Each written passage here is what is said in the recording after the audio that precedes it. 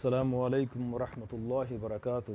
تو میری کوشش یہ ہوتی ہے کہ میں آپ کو ایسے واقعہ سناؤں کہ جن کا تعلق ہماری یہ روزمرہ کی زندگی کے ساتھ ہے۔ روزانہ ہم سے جو واقعات ہمارے سامنے، ہمارے ساتھ، ہمارے دائیں بائیں لوگوں کے ساتھ پیش آتے رہتے ہیں، اور ہمارا ایک اس کے اوپر جو المیہ ہے کہ ہم آج گناہ کو گناہ نہیں سمجھتے بلکہ اس کو ہنر سمجھتے ہیں، اس کو ایک فن سمجھتے ہیں، اپنی کاراگری سمجھتے ہیں۔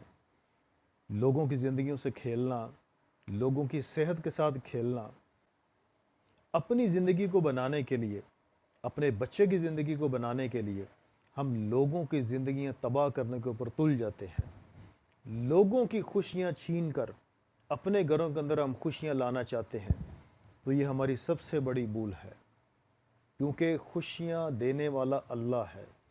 تو جب اس کے ہی ہم خلاف چلیں گے، جب اس اللہ کی مخالفت میں زندگی گزاریں گے، تو پھر بھول جائیں کبھی خوشی ہمارے گھر کے اندر آئے۔ ایسا ہی ایک واقعہ جو کتابوں میں آتا ہے کہ ایک بادشاہ نے اپنے ایک وزیر کو، جس کو اس نے بازار کا نگران بنایا ہوا تھا، اس کو بازار کے حال احوال معلوم کرنے کے لیے بھیجا۔ جب وہ وزیر صاحب بازار میں پہنچے تو انہوں نے ایک دکاندار کے جو اوزان ہوتے ہیں، جنہیں ہم یہ ویٹ کہتے ہیں، یہ کلو کے، 2 کلو کے، 5 کلو کے، تو ان کو چیک کیا۔ جب اس کو چیک کیا، اس میں کمی، یعنی اس کے اندر ڈنڈی، 2 نمبری۔ تو وزیر صاحب نے اس سے پوچھا باتوں باتوں کے اندر، تو اس نے کہا جی کاروبار کے اندر بھی پریشانیاں ہیں اور گھر کے اندر بھی بڑی پریشانیاں ہیں، بیوی بڑا تنگ کرتی ہے اور ہر وقت گھر کے اندر لڑائیاں اور جھگڑے ہیں، تو بہت پریشانیاں ہیں۔ وزیر نے اس کی بات سنی اور آگے چلا گیا، اور پھر ایک اور دکاندار کے پاس گئے اور اس کے جب اوزان چیک کیے تو ان میں بھی کمی۔ اب وزیر نے اس سے پوچھا کیسے حالات ہیں اور کیسی زندگی گزر رہی ہے؟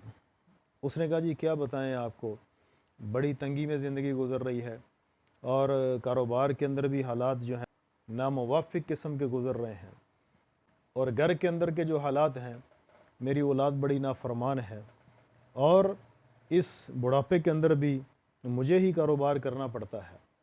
وزیر نے اس کی بات بھی سنی اور آگے گزر گئے، اور پھر ایک تیسرے دکاندار کے پاس گئے، اور جب اس کے اوزان چیک کیے تو ان کے اندر بھی کمی۔ اب وزیر نے اس کے احوال لیے، اس سے پوچھا، اس نے کہا جی کیا بتائیں، بڑی ٹینشنیں ہیں، بڑی پریشانیاں ہیں، اور بڑی مشکل سے گزارے ہو رہے ہیں۔ کاروبار کے اندر بھی سمجھ نہیں آ رہی کیا ہو رہا ہے، کماتے بھی ہیں لیکن کچھ سمجھ نہیں آتی کہاں جاتا ہے، اور گھر کے اندر بیماریاں ہیں، پریشانیاں ہیں، اور یہ پریشانی وہ پریشانی۔ اس نے بھی بہت ساری اپنی پریشانیاں وزیر کو سنا دیں۔ اب وزیر نے اس کے بھی سنی اور آگے گزر گیا۔ ایک اور دکاندار کے پاس گئے، جب اس کے اوزان اور پیمانے وغیرہ چیک کیے تو اس نے دیکھا کہ اس کے اوزان اور پیمانے بالکل ٹھیک ہیں، اس کا ناپ تول بالکل درست ہے۔ اب اس نے اس سے پوچھا کہ کیسا گزر بسر ہو رہا ہے، کاروبار کیسا جا رہا ہے، گھر کے حالات کیسے ہیں؟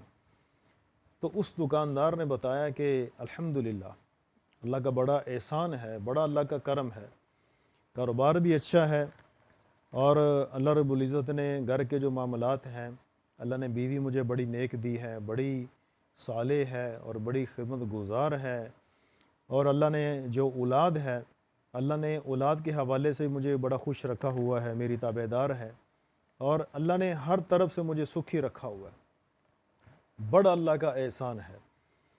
اور خوب اس کے بعد مجھے وقت ملتا ہے میری عبادت کے لیے بھی، اور اللہ سے راز و نیاز کرنے کے اندر بھی مجھے بہت سارا ٹائم مل جاتا ہے۔ تو اللہ نے وقت کے اندر بھی برکت رکھ دی میرے لیے، اور بڑے اللہ کے احسان ہیں۔ اب وزیر صاحب نے جب یہ سارے احوال اکٹھے ہوئے اور جب واپس بادشاہ سلامت کے پاس پہنچے تو بادشاہ سلامت نے ان کو طلب کیا اور پوچھا بازار کے اندر کیا حالات جا رہے ہیں؟ تو وزیر نے کہا کہ بادشاہ سلامت، بہت سارے ایسے دکاندار سامنے آئے ہیں کہ جو ناپ تول کے معاملے کے اندر بہت ساری خرابیاں کرتے ہیں۔ تو بادشاہ نے وزیر سے کہا کہ آپ نے ان کے خلاف پھر کیا کارروائی کی، کوئی سزائیں ان کو دیں آپ نے؟ تو بادشاہ کو وزیر نے جو جواب دیا وہ سننے کے قابل ہے۔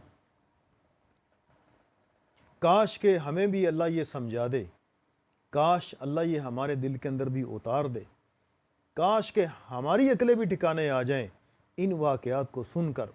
فَاعْتَبِرُوا يَا أُولِي الْأَبْصَارِ، اے آنکھوں والو، اے بصیرت والو، عقل والو، ان واقعات سے نصیحت حاصل کیا کرو۔ تو وزیر نے بتایا کہ بادشاہ سلامت، جو بازار کے اندر 2 نمبری کرنے والے لوگ ہیں، میں نے ان کے گھر کے حال احوال بھی لیے ہیں، سب کے گھروں کے اندر تنگیاں اور پریشانیاں ہیں۔ کوئی اپنی بیوی سے پریشان ہے، کوئی اپنی اولاد سے پریشان ہے، اور کسی کے گھر کے اندر بیماریاں ہیں، اور کوئی کسی کیس کے اندر پھنسا ہوا ہے، کوئی کسی مصیبت کے اندر پھنسا ہوا ہے۔ تو اس لیے میں نے ان کو سزائیں نہیں دیں کہ جن سزاؤں کے اندر اللہ نے ان کو مبتلا کیا ہوا ہے، اس سے بڑی سزا نہ میں دے سکتا ہوں نہ آپ دے سکتے ہیں۔ ان کے گھروں کے اندر بے چینیاں ہیں، زندگیوں کے اندر سکون کوئی نہیں ان کے۔ اب اس سے بڑی سزا اور کیا ہو سکتی ہے؟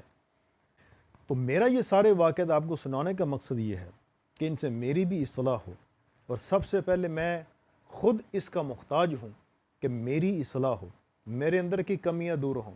اور دوسرا آپ کے ساتھ یہ واقعہ شیئر کرنے کا مقصد یہ ہے کہ سارے جو سننے والے ہیں، ہم ان واقعات سے عبرت حاصل کریں، ہم نصیحت پکڑیں ایسے واقعات سے۔ کبھی اپنی اولاد کو 2 نمبر نہ کھلائیں، کبھی اپنے گھر کے اندر حرام کا 1 روپیہ بھی داخل نہ ہونے دیں۔ دنیا کے اندر بھی اس کی سزا ہے نقد، اور مرنے کے بعد جو سزا پھر ہے وہ تو ہے ہی ہے، لیکن اس سے پہلے اللہ تعالیٰ دنیا کے اندر اس کی سزا مسلط فرماتے تھے ہمارے اوپر۔ اللہ تعالیٰ ہمیں دین کی سمجھ عطا فرمائے، رزق حلال اللہ پاک ہمیں نصیب فرمائے، اور اللہ تعالیٰ ہمارے لیے رزق کو آسان فرمائے، وافر اللہ ہمیں رزق نصیب فرمائے، اللہ کثرت بھی دے، برکت بھی دے۔ السلام علیکم ورحمۃ اللہ وبرکاتہ۔